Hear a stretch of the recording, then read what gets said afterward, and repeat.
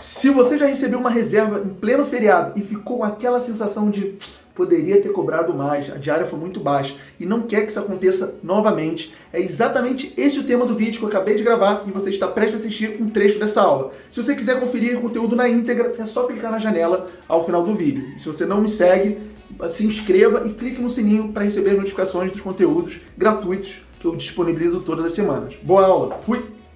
Essa é uma dica que aconteceu comigo e acontece com a maioria dos anfitriões, tá? Primeira coisa que você vai fazer ao criar um anúncio, ou antes de criar um anúncio, é levantar todos os feriados. E eu vou além, tá?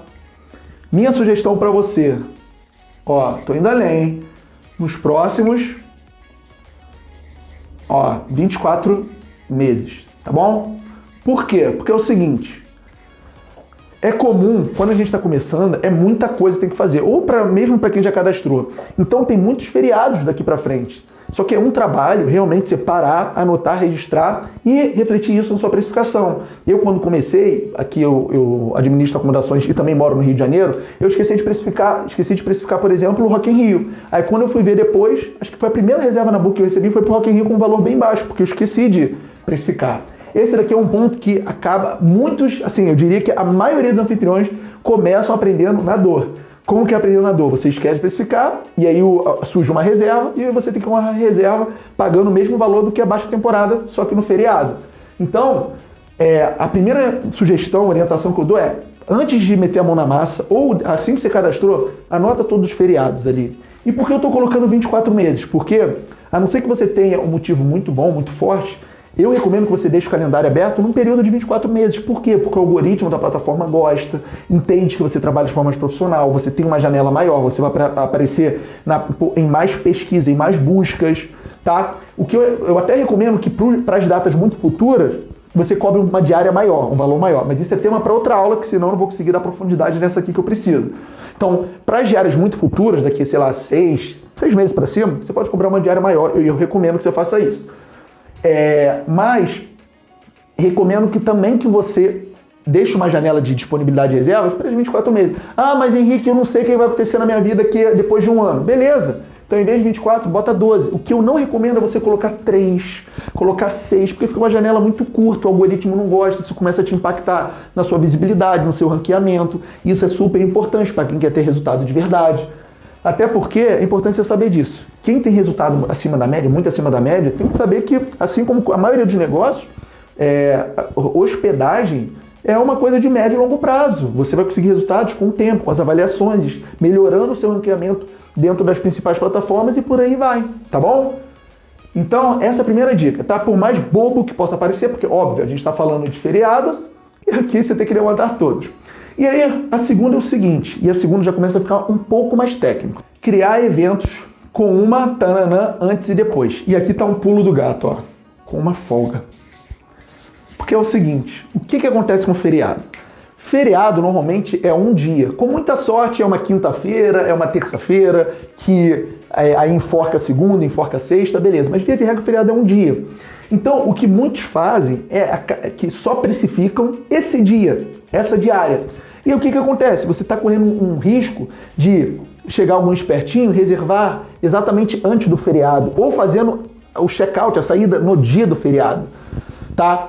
E também correndo o risco de ter uma reserva antes e depois e ficar com um buraco ocioso no meio do feriado, que seria o terceiro problema que eu coloquei no flipchart anterior, lembra? De feriados ociosos.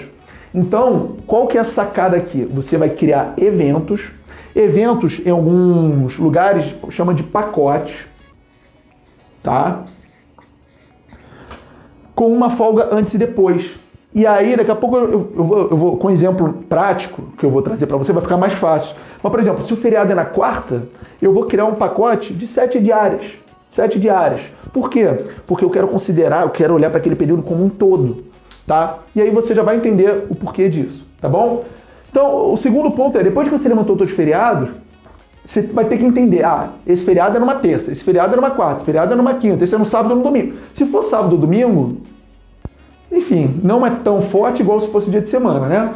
Mas, voltando para cá, você vai levantar todos os feriados e você vai criar pacotes ou eventos com uma folga antes e depois. Para quem trabalha diretamente nas plataformas, Porque eu tô tentando lembrar do nome que o Airbnb dá para ele. Eu acho que tem um nome específico lá, não sei se é pacote. É porque o que acontece? Quem trabalha mais profissional e, enfim, tá no jogo, né, médio e longo prazo para faturar muito, contrata um Channel Manager, que é uma sugestão que eu dou, que eu realmente recomendo para quem quer ter resultado acima da média. Por quê? Vou te explicar por quê.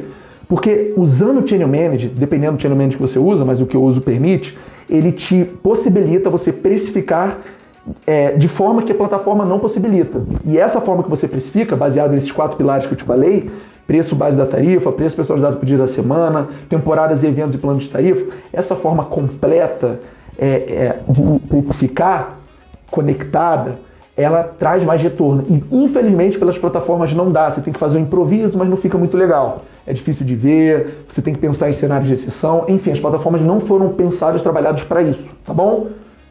Então é o seguinte, a recomendação que eu dou é você criar eventos não olhando só para o dia do feriado, mas olhando para antes e depois. Você vai criar um período maior do que o próprio feriado em si, tá bom?